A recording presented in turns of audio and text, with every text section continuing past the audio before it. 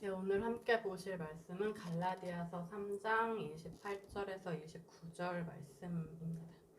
오늘 갈라디아서 3장 28절, 29절하고 로마서 1, 2장을 보려고 하는데 길어서 로마서는 중간에 함께 보시도록 하고 갈라디아서 3장 28절에서 29절만 함께 봉독하시겠습니다.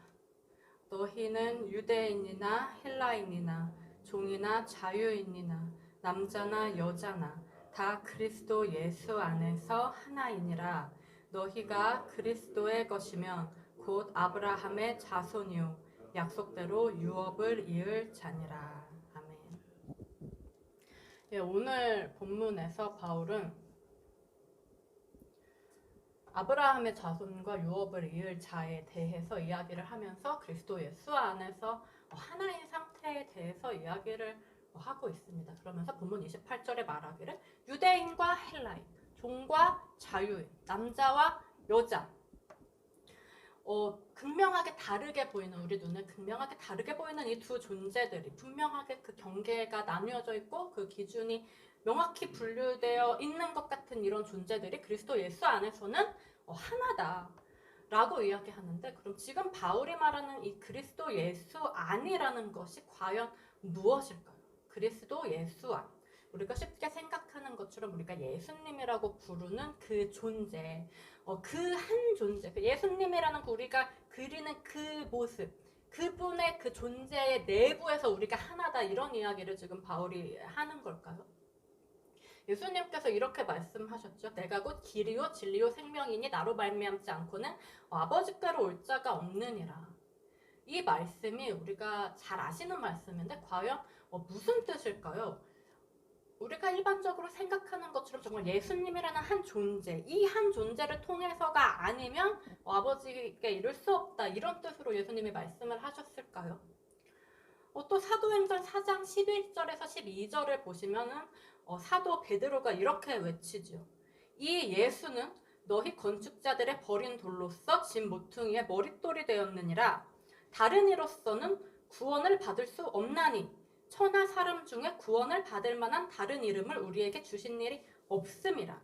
이 말은 즉 예수라는 이 예수라는 이의 그 예수라는 이름으로만 구원을 우리가 얻을 수 있다는 말인데, 그런데 여기서 베드로가 지칭하는 그 예수라는 그 예수라는 이름이 과연 뭘 뜻할까요? 우리가 막연히 그냥 평범하게 생각하는 것처럼 정말로 예수라는 그 두 글자의 문자적인 이름을 말하는 걸까요? 우리가 흔히 아브라함을 믿음의 조상이라고 부릅니다. 오늘 본문에서도 아브라함의 자손에 대해서 이야기하죠. 아브라함이 우리의 그 믿음의 조상이라고 불리는데, 그러면은 우리의 믿음의 조상인 아브라함은 이 예수라는 두 글자를 알았을까요? 그 두 글자의 이름을 알아서 아브라함이 구원을 얻은 것일까요? 로마서 4장에서 바울은 아브라함이 믿음으로 구원을 얻었다라고 이야기를 합니다. 그럼 아브라함은 대체 뭘 믿었을까요? 아브라함이 하나님을 믿었다라고 성경이 이야기하죠. 헬라어로는 데오스라는 단어고 히브리어로는 엘로힘이라는 단어입니다. 두 단어 다 사실은 하나님이라는 어떤 특별한 고유명사가 아니라 사실은 신이라는 그냥 일반적인 신을 일컫는 일반 명사, 영어로 하면은 God이라는 단어와 같죠. 어떤 이야기냐면은 구약 내내 아브라함이 엘로힘을 믿었다고 하는데, 그 엘로힘이라는 그 존재는 히브리어 단어권에서, 그러니까 존재라기보다 엘로힘이라는 그 단어는 신을 일괄적으로 일컫는 그런 단어이지 어떤 특별한 신을 지칭하는 단어가 아니라는 이야기입니다. 그래서 열왕기상 11장 33절을 보시면 어떤 구절이 있냐면요, 중간에 그들이 나를 버리고, 여기서 나는 이제 하나님이 하시는 말씀이에요. 그들이 나를 버리고 시돈 사람의 여신 아스다롯과 모압의 신 그모스와 암몬 자손의 신 밀곰을 경배하며 라는 구절이 있어요. 우상숭배에 대한 구절인데, 여기서 시돈 사람의 여신 아스다롯 할 때 이 여신이라는 단어가 엘로힘이고요. 또 신그모스라고 했을 때 이 신도 원래는 엘로힘이라는 단어가 신으로 번역이 됐어요. 그래서 하나님과 우상의 다른 신을 일컬을 때에 똑같이 엘로힘이라는 단어가 쓰인 거죠. 그러니까 우리 한글 성경에 엘로힘이 하나님이라고 번역이 됐는데 이 단어 엘로힘은 사실은 어떤 특별한 신을 지칭하는 단어가 아니고 그냥 신이라는 일반적인 그런 단순한 신이라는 일반 명사의 의미를 가진 그런 단어인 것입니다. 그러면은 예를 들어서 성경에서 바알 우상 숭배를 할 때 바알 신도 바알 엘로힘이라고 할 수가 있는 거죠. 그러면 아브라함이 하나님을 믿었다, 즉 엘로힘을 믿었다라는 이 표현은 그냥 단순하게 아브라함이 어떤 신을 믿었다라는 뜻밖에 되지 않습니다. 그 신이 어떤 신인지 무슨 신이었는지는 아무도 알 수가 없어요. 그래서 아브라함이 하나님을 믿었다라는 이 표현은 우리에게 아무것도 알려주지 못하죠. 그럼 아브라함이 대체 어떤 신을 믿었는가, 어떤 엘로힘을 믿었는가라는 것을 알려주는 단어는 하나님, 엘로힘이란 단어가 아니고 여호와라는 단어입니다. 여호와. 이것은 단순한 신이라는 일반 명사가 아니라 정말로 특정한 한 신의 이름을 지칭하는 고유 명사죠. 그래서 창세기 12장 8절을 보면은 아브라함이 여호와께 제단을 쌓고 여호와의 이름을 불렀다라는 이야기가 있습니다. 아브라함이 여호와의 이름을 불렀다라고 창세기에서 이야기해요. 그런데 이후에 출애굽기 6장 3절을 보시면 하나님이 모세한테 이렇게 말씀하세요. 내가 아브라함과 이삭과 야곱에게 전능의 하나님으로 나타났으나 나의 이름을 여호와로는 그들에게 알리지 아니하였다라는 구절이 있습니다. 창세기 12장 8절에 아브라함이 여호와의 이름을 불렀다고 하는데 출애굽기 6장 3절에는 아브라함에게 여호와라는 이름을 알려주지 않았다라고 말씀하세요. 이 사실은 우리에게 뭘 알려줄까요? 성경이 막 이랬다 저랬다 하고 막 딴 말을 하고 있는 게 아니라면 이 사실이 우리에게 알려주는 것은 여호와라는 이름, 성경이 이름이라고 지칭하는 그것이 우리가 문자적으로 또박또박 쓸 수 있는 그 이름, 어떤 특정한 한 존재에 대해서 우리가 고유명사로서 생각하는 그 이름, 그것을 의미하지 않고 있다는 사실을 알려줍니다. 마치 뭐와 비슷하냐면 지난주에 율법에 대한 이야기를 했습니다. 글씨로 또박또박 쓰여진 율법 조문과 명확하게 틀에 잡혀서 그 틀의 모양대로 나타난, 그래서 형상화되고 모양을 가지게 된 율법 조문과 실제로 하나님께서 주셨던 그 법, 그 형체 없고 모양 없는 법, 그 두 가지 간의 차이를 봤어요. 이것이 원래 하나님은 형체 없는 법을 주셨는데 이 법이 사람에게 인식되기 위해서 어떠한 하나의 사건. 근데 그 사건이 만약에 네모난 모양이다. 그러면 이것을 통과할 때 네모난 모양으로 사람이 인식을 해서 율법은 네모난 거야 라고 인식하게 되는 과정을 봤죠. 그렇지만 사실은 율법은 네모나지도 않고 동그랗지도 않고 별 모양도 아니고 아무런 형체도 없어서 모든 사건의 모양에 들어올 수가 있다. 그래서 네모난 사건을 지나면 네모난 모양으로 적용이 돼서 나타나고 동그란 사건에 들어오면 동그란 모양으로 적용이 돼서 나타난다 하는 그런 부분들을 함께 봤어요. 그래서 원래 율법은, 하나님이 주신 법은 모양도 없고 형체도 없는 완벽하게 무한하고 완벽하게 초월적인 완벽한 선한 것인데 사람에게 옴으로써 이 틀을 거치면서 문자가 되어버리고 그래서 생명이 죽음으로 변하는 그런 안타까운 일이 일어났다는 거죠. 여호와라는 이 이름도 율법과 똑같습니다. 본래 여호와라는 이름은 모양도 없고 형체도 없고 글씨로 쓸 수 있는 그런 제한적인 게 아닌 완전히 무한한 완벽하고 선한 그런 이름이었어요. 그런데 이게 사람에게 옴으로써 어떻게 됐느냐면은 문자적인 이름, 형태를 갖춘 제한된 이름이 되어버리죠. 그래서 우리가 여호와라는 이름을 문자적으로 현재 인식하고 있지만 사실은 성경이 우리에게 말하고 싶어하는 여호와라는 이름은 전혀 문자적인 이름이 아닌 거죠. 여호와라고 형태를 갖고 발음할 수 있는 그러한 이름이 아닌 거예요. 발음이나 음절로 정해진 이름이 아닌 겁니다. 그것은 그저 율법이, 하나님의 법이 우리에게 구원을 위해서 주어진 것처럼, 근데 그 법이 우리에게 왔을 때는 형체도 모양도 없이 무소부지하고 전능했던 것처럼 그렇게 똑같이 구원을 위해 우리에게 주어진 무소부지하고 전능하고 형체도 없고 모양도 없는 그러한 이름인 거죠. 그러니까 아브라함이 받은 여호와라는 이름은 이렇게 아무런 모양도 형체도 글자도 발음도 없는 그런 초월적이고 무소부지한 문자를 뛰어넘은 이름이었어요. 근데 모세가 받은 여호와라는 이름은 뭐냐면 모세가 모세를 통해 주어진 율법처럼 틀을 통과해서 문자화되고 형태화되고 한정된 모양을 가진 그런 이름으로 주어졌죠. 그러니까 하나님이 아브라함이 분명히 여호와의 이름을 불렀음에도 불구하고 그 여호와라는 이름은 모세가 받은 그 문자적인 이름이 아니라 완벽히 살아있는 역동적이고 제한이 없는 이름이기 때문에 이 이름과 이 이름은 다르다라고 말씀을 하신 거예요. 그런데 사실은 모세가 완벽하게 문자화된 이름을 받았다는 표현에도 어폐가 있습니다. 왜냐하면 사실 이 여호와라는 이름이 어떻게 발음되어야 하는지 오늘날 아무도 알지 못해요. 왜냐하면 성경은 자음으로 쓰여져서 모음이 없는 문자였어요.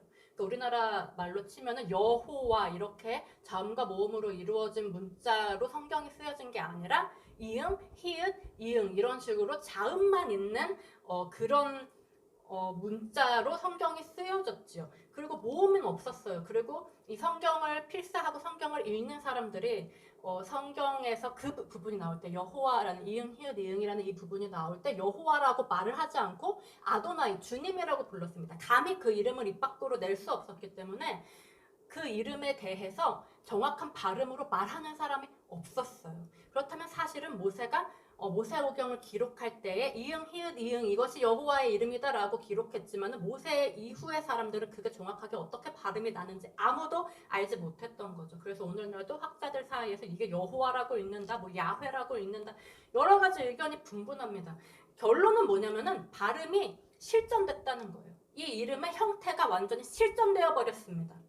그렇다면 이 여호와라는 이름이 실존되었다는 사실이 우리에게 알려주는 건 뭘까요? 이 일이 단순히 우연에 불과할까요? 우리에게 전해질 수 있었는데도 불구하고 우연히 실존된 것일까요? 아니면 이것이 그저 발음이나 문자로서 인식할 수 있는 것이 아니라는 것을 우리에게 알려주는 새로운 방식의 또 다른 중요한 가르침일까요?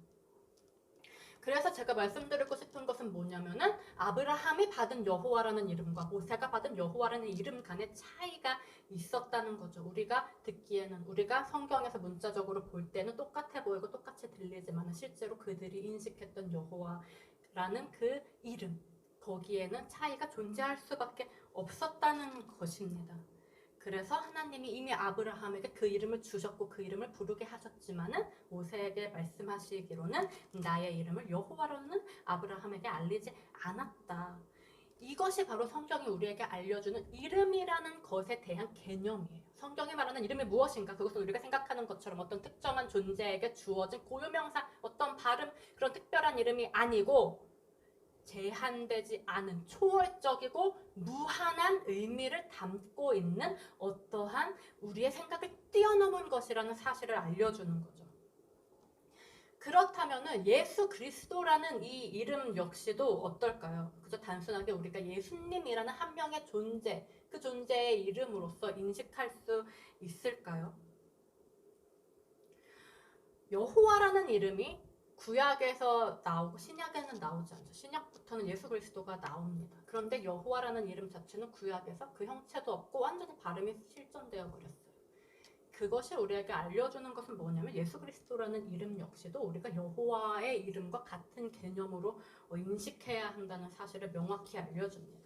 그럼 우리는 대체 어떻게 예수 그리스도라는 이름을 인식해야 될까요? 예수 그리스도라는 이 이름은 대체 뭘 뜻하는 거고 우리한테 어떤 의미를 가져야 하는 것일까요?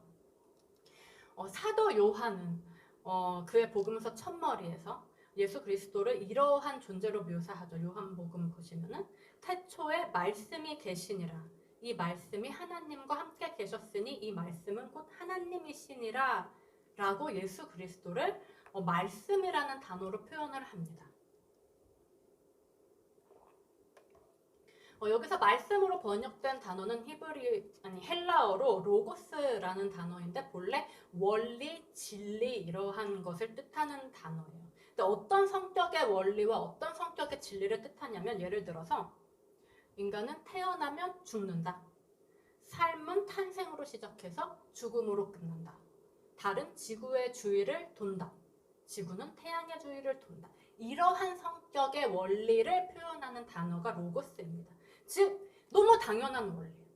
우리가 존재하기 전부터 이미 존재하고 있었던 원리, 세상이 시작되었을 때 그 전부터 혹은 이미 정해져 있는 원리. 근데 누구도 그 이유를 알지 못하는 원리. 아무도 그 원인을 모르고 보통 사람들은 그 원인이 뭔지 궁금해하지도 않습니다. 근데 정말 특이한 몇몇 사람이 그거에 대해서 의문을 갖더라도 그거에 정말로 정확한 완벽한 해답이 뭔지 절대 찾아낼 수 없는 그러한 원리를 표현하는 단어가 바로 로고스입니다. 그래서 우리가 이러한 원리들을 뭐라고 부르냐면 우리의 인간으로서는 이해할 수 없고 정할 수도 없고 바꿀 수도 없기 때문에 그냥 자연의 원리다, 우주의 섭니다, 이런 식으로 그냥 퉁쳐서 표현을 하죠. 그런데 우리 인간이 너무나 쉽게 망각하는 게 뭐냐면 우리 인간이라는 존재가 너무나 교만해요. 그래서 우리가 자연의 한 일부이면서도 우주의 한 일부이면서도 그렇다는 사실을 쉽게 잊어버립니다. 어떤 이야기냐 하면은 모든 자연, 모든 우주의 만물이 그 우주의 원리를 따라서 돌아가죠. 우주 전체가 그 원리를 따라서 순행합니다. 달이 지구를 주위를 도는데 달의 궤도를 따라서 도는 것처럼, 지구가 해의 주변을 도는데 그 주어진 지구의 궤도를 따라서 도는 것처럼 모든 자연과 온 우주가 각자에게 정해진 궤도가 있고 그 궤도의 흐름을 따라서 돌아가요. 그렇다면 그 자연과 우주의 한 부분에 불과한 우리 인간이라는 존재도 어떨까요? 우리도 똑같이 우리를 위해서 안배된 각자의 궤도가 있어요. 달이 지구의 주위를 도는 그 궤도가 얼마나 아름답습니까? 하늘을 보는 사람들은 그 아름다움을 깨닫죠. 지구가 태양의 주위를 도는 궤도가 너무나 아름다워. 온 태양계의 행성과 그 모든 별들이 태양의 주위를 각자의 궤도를 타고 도는데도 부딪히지 않고 완벽하게 조화를 이루는 아름다움이 있습니다. 우리에게도 바로 이렇게 아름다운 궤도가 이미 정해져 있었던 거죠. 그러한 우리의 인생의 원리가 있어요. 그런데 실제로 우리 인간들의 삶은 어떻습니까? 우리는 해나 달이나 별처럼 자기의 궤도를 따라서 우린 살아가려 하나요? 아니면 내 인생은 내 거야, 내가 원하는 대로 살지 하면서 마음대로 살아가나요? 더욱이 어떤 사람들은 오히려 인간에게 배치된 이런 아름다운 궤도를 강요나 압제라고 생각하는 사람들이 있어요. 이런 사람들이 이제 이 궤도와 법칙을 뭐라고 부르냐면 아주 부정적인 의미에서 운명이라는 단어를 사용하기를 좋아하죠. 그래서 어떤 식으로 말하냐면 운명이 뭔데? 내 운명은 내가 개척해. 그렇게 말하는데 또 막상 막 남녀가 만나서 막 사랑하고 스파크가 터지면 너는 내 운명이야. 운명에 대한 그 인식이 동전 앞뒷면이 휙휙 바뀌는 것처럼 그렇게 바뀌어요. 그러면서도 본인의 삶에서 타고 흘러가야 하는 그 궤도에 대해서는 아주 부정적으로 운명이 뭔데? 운명은 내가 개척하는 거야. 그렇게들 말을 합니다. 그런데 우리가 지구 주위를 도는 달, 그 달의 궤도를 달의 운명이라고 부르지는 않죠. 지구가 해 주변을 궤도를 따라 도는데 그 궤도를 우리가 지구의 운명이라고 부르지는 않아요. 우리가 달이나 지구가 강요당하고 압제당한다고 생각하지는 않습니다. 대체 왜 그럴까요? 그런데 왜 나 자신에 대해서는 그게 강요나 압제처럼 생각이 될까요? 우리는 우리의 왜곡된 시각에 대해서 상당히 심도 있게 생각해 볼 필요가 있죠. 어떤 분들은 이렇게도 말을 하시죠. 나는 달이랑 다르지. 달은 자아가 없잖아. 달은 이성도 없어. 달은 감정도 없어. 달은 아무것도 느끼지 못하는 그냥 무생물의 그런 물체야. 그런데 어떻게 자아도 있고 감성도 있고 생각도 있는 나하고 비교할 수가 있어? 달에게 우리가 사실 물어본 적이 없죠. 달과 이야기해 본 적이 없습니다. 정말 달한테 이성도 없고 자아도 없고 감정도 없는지 얘기해 본 적이 없어요. 그런데 성경은 로마서 8장 22절은 이렇게 얘기하죠. 피조물이 다 이제까지 함께 탄식하며 함께 고통을 겪고 있는 것을 우리가 아느니라. 피조물도 고통을 겪는다고 말하고 탄식한다고 말해요. 달도 별도 지구도 해도 돌도 풀도 나무도 각 피조물에게는 각자 그들에게 주어진 생이 있고 그들이 생각하는 방식이 있고 그들이 느끼는 방식이 있고 그들이 소통하는 방식이 있습니다. 단지 그 소통의 방식이 우리 인간과 다르기 때문에 우리가 인지하지 못할 뿐이에요. 그들이 감각하는 방식이 우리 인간과 다르기 때문에 그들이 생각하는 방식이 우리 인간과 다르기 때문에 우리가 알지 못하는 것 뿐이죠. 그런데 그런 우리의 제한성 속에 갇혀 있으면서 쟤네들은 그런 거 없어. 우리는 만물의 영장이고 우월하다. 이러한 것들을 할 수 있다라고 생각하면 그건 정말 인간의 교만이에요. 그런데 그 모든 자연의 만물에는 각자 할당된 궤도가 있습니다. 그리고 자연에 포함되어 있는 자연의 일부분인 우리 인간에게도 그것은 마찬가지죠. 그래서 그 궤도를 방금 말씀드렸던 것처럼 법칙이라고도 부를 수 있고 원리라고도 부를 수 있는데 이 원리가 한 사람에게 완전히 적용되어서 완벽한 사람의 궤도로서 이 원리가 깨달아질 때 우리는 그걸 뭐라고 부르냐면 이것을 우리는 진리라는 단어로 부릅니다. 진리, 참된 이치, 진리. 인간이 어떻게 살아가야 하는지, 인간이 어떤 존재인지, 인간의 삶이라는 게 무엇인지, 그 의미는 무엇인지를 알려주는 완벽한 해답. 진리. 이것이 바로 완벽한 사람의 인생의 궤도죠. 그리고 이 진리가 바로 뭐냐 하니까, 이 로고스가 바로 뭐냐 하니까 사도 요한은 요한복음 1장 1절에서 그 로고스를 통해서 표현을 합니다. 그러면서 이 로고스가, 이 진리가 육체가 되었다. 이분이 예수 그리스도다라고 말해요. 그렇다면은 이 로고스, 이 진리가 육체가 되었다는 것을 우리가 어떻게 이해할 수 있을까요? 완벽하게 자기 인생의 궤도를 알 뿐만 아니라 동시에 그 궤도를 따라서 살아갈 수 있는 완벽한 능력이 있는 완벽한 인간. 그래서 그 인간이 그저 단순한 인간인지 아니면 궤도 그 자체인지 혹은 그 궤도를 설정한 원천적인 그 파워와 힘 그 자체인지 구분해낼 수가 없는, 그래서 인간이면서 동시에 궤도이면서 동시에 그 궤도를 설정한 원칙과 파워 자체인 완벽하게 무한하면서 완벽하게 영원한 존재. 이 존재에 대한 표현이 바로 뭐냐면 바로 말씀이, 즉 진리가 육신이 되었다라는 표현이라고 우리가 이해를 할 수가 있어요. 그래서 그 존재를 그런데 우리가 뭐라고 부르냐면은 예수 그리스도라고 부르는 거죠. 그렇다면 예수 그리스도라는 이 이름의 의미는 뭘까요? 그것은 단순하게 예수님이라는 한 존재, 한 사람이자 우리가 신이었다고 믿는 그 한 어떠한 제한된 의미를 갖는 어떠한 고유명사에 대한 문자적인 이름이 아니고 그 존재가 표현하는 완벽한 궤도와 또 그 완벽한 궤도를 설정해서 만물을 운행시키는 그 원천적인 파워 같은 이러한 것에 대한 모든 무한한 의미를 가지는 이름이 바로 예수 그리스도라는 이름입니다. 그래서 예수 그리스도는 한 존재의 문자적 이름이 아니고 그 존재가 나타내는 이런 무한성, 이런 초월성, 이러한 것들을 지녔다. 그것을 우리가 인식을 할 때, 그리고 그것에 대한 깊이 있는 이해와 그것이 우리 삶에 적용이 돼서 사라지는 삶을 살 때 우리가 비로소 예수 그리스도라는 이름을 알고 믿는다라고 말할 수가 있는 거죠.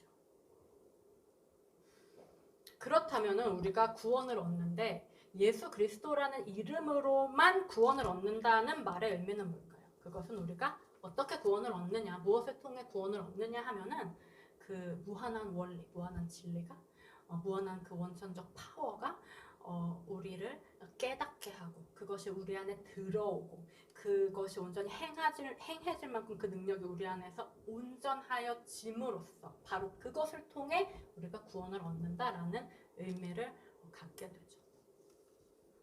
그럼 우리에게 첫 번째로 필요한 건 뭘까요? 우리에게 첫 번째로 필요한 건 뭐냐면 그 무한한 원리가 뭔지, 그 진리가 뭔지를 아는 것이죠.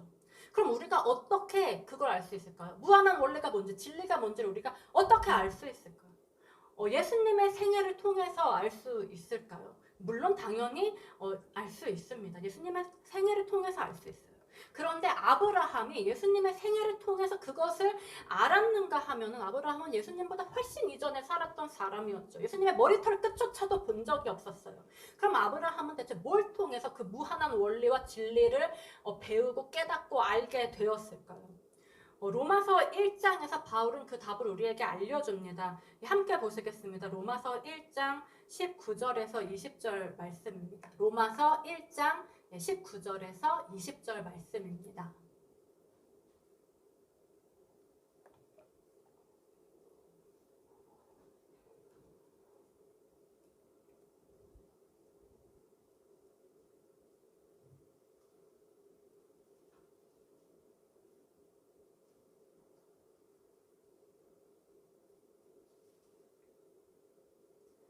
로마서 1장 19절에서 20절 말씀 찾으셨으면 함께 봉독하시겠습니다. 이는 하나님을 알만한 것이 그들 속에 보임이라. 하나님께서 이를 그들에게 보이셨느니라. 창세로부터 그의 보이지 아니하는 것들 곧 그의 영원하신 능력과 신성이 그가 만드신 만물에 분명히 보여 알려졌나니 그러므로 그들이 핑계하지 못할지니라. 아멘.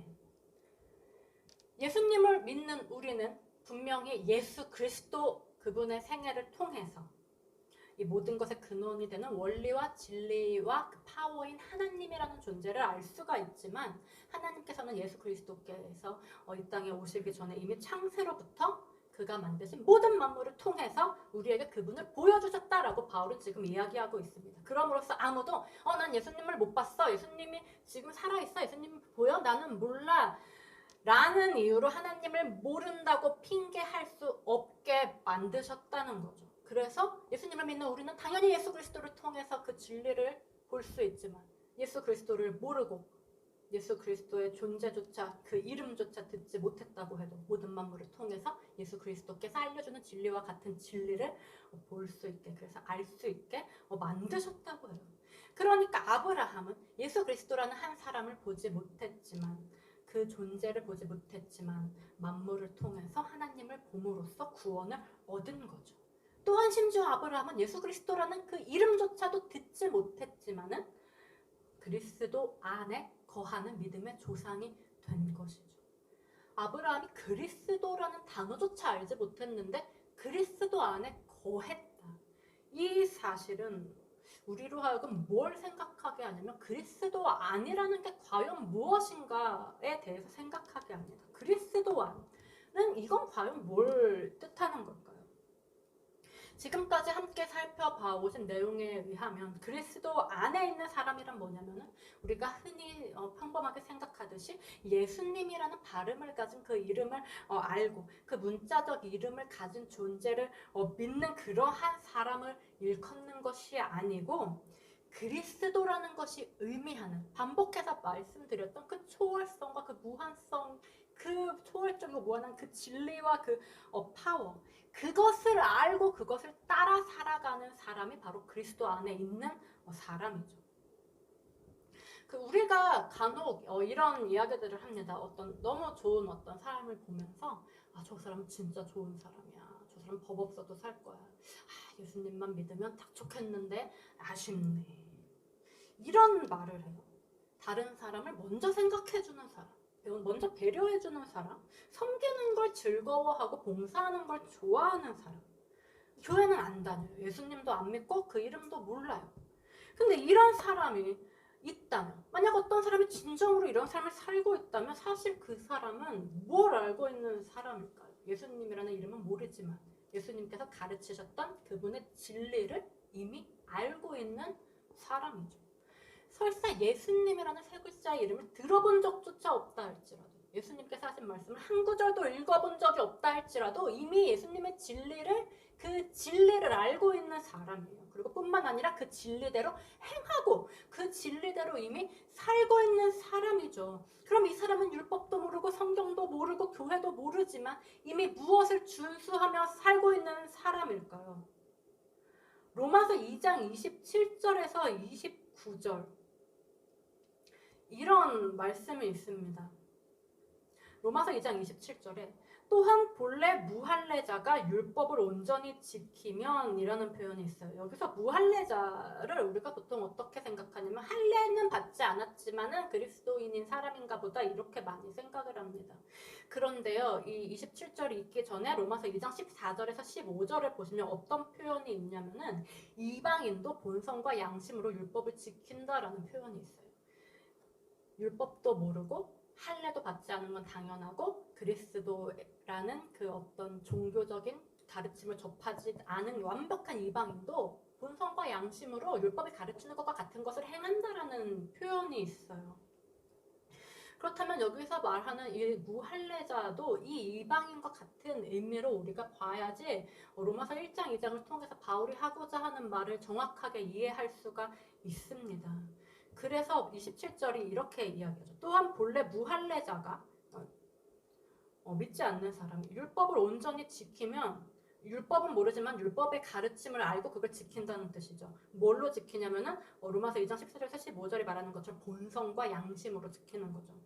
그러면 율법 조문과 할례를 가지고 율법을 범하는 너를 정죄하지 아니하겠느냐 하면서 나오는 말이 무릇 표면적 유대인이 유대인이 아니요 표면적 육신의 할례가 할례가 아니니라. 오직 이면적 유대인이 유대인이며 할례는 마음에 할지니 영에 있고 율법 조문에 있지 아니한 것이라. 그 칭찬이 사람에게서가 아니요 다만 하나님에게서니라 라고 이야기합니다. 그러면서 그 바로 앞에 나오는 23절에서 25절에서 바울이 뭐라고 말하냐면 23절에서 이렇게 말해요. 율법을 자랑하는 네가 율법을 범함으로 하나님을 욕되게 하느냐? 기록된 바와 같이 하나님의 이름이 너희 때문에 이방인 중에서 모독을 받는도다. 네가 율법을 행하면 할례가 유익하나 만일 율법을 범하면 너의 할례는 무할례가 되느니라. 이방인, 하나님의 이름을 모독하는 이방인, 그 이방인이 본성과 양심으로 율법을 지킬 수 있다는 거예요. 그러면 그 사람이 이면적 유대인, 마음의 할례가 된 유대인이다 라고 바울은 이야기하고 있습니다. 그렇다면 오늘 우리가 보고 있는 예수 그리스도라는 이 이름의 의미, 로고스라는 그 원리와 진리의 관점에서 이 구절을 보면은 이 구절은 어떤 뜻이 될까요? 오늘날 우리에게 적용했을 때 예수 그리스도라는 그 문자적인 이름, 그 고유 명사인 그렇게 발음되는 그 이름을 믿는다고 하면서도 정작 그분의 가르침대로 살지 않는 우리 때문에 이방인 중에서, 즉 예수님을 믿지 않는 사람들 중에서 예수님이 모독을 받는다. 그러면 그런 사람은 교회를 열심히 다니고 예수님 믿는다고 해도 예수님을 믿지 않는 것과 똑같은 사람이라는 뜻이 돼요. 그런데 막상 도리어 이방인 중에는, 교회 안 다니는 사람 중에는 예수님이라는 이름도 모르고 그 이름을 믿지 않고 심지어 그 이름을 모독한다고 해도 예수님이 가르치셨던 그 모든 원리를 만물을 통해서 이미 보고 들으며 깨닫고 있어. 그래서 그 원리를 따라서 자기 양심과 자기의 본성을 따라서 그 원리대로 사는 사람이 있다. 예수님의 가르침을 지키며 사는 사람이 있다. 그렇다면 진정 예수 그리스도의 이름을 믿는 사람은 도대체 누구냐? 라고 바울은 의문을 던집니다. 입으로 그 고유명사인 이름을 믿는다고 하면서도 그대로 살지 않는 나인가?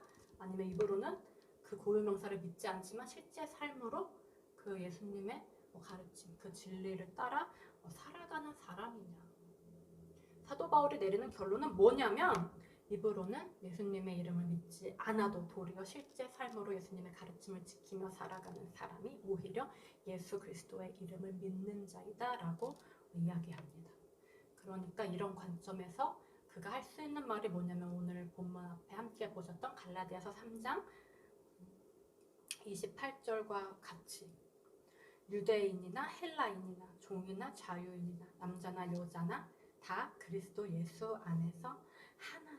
왜요? 그리스도 예수 아니란 뭘 말하니까요? 그리스도 예수 아니란 우주 만물의 그 무한한 그 원리와 그 초월적인 진리, 그 진리 안에 있는 게 바로 그리스도 예수 아니니까 이 진리 안에 거하면서 이 원리를 따라 살아간다면은 그 사람이 유대인이든 헬라인이든 종이든 자유인이든 남자든 여자든 교인이든 비교인이든 신자든 불신자든 그 온전하고 절대적인 진리 안에서는 그저 구원을 향해 가고 있는, 구원을 이룰 하나의 존재에 불과하다라는 이야기가 되죠.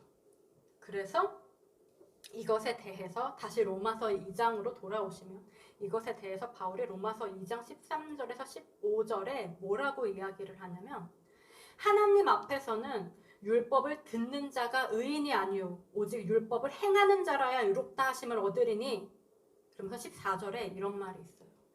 아까 이제 언급했던 부분인데 계속 율법 없는 이방인이 본성으로 율법의 일을 행할 때에는 이 사람은 율법이 없어도 자기가 자기에게 율법이 되나니 이런 이들은 그 양심이 증거가 되어 그 생각들이 서로 혹은 고발하며 혹은 변명하여 그 마음에 새긴 율법의 행위를 나타내느니라.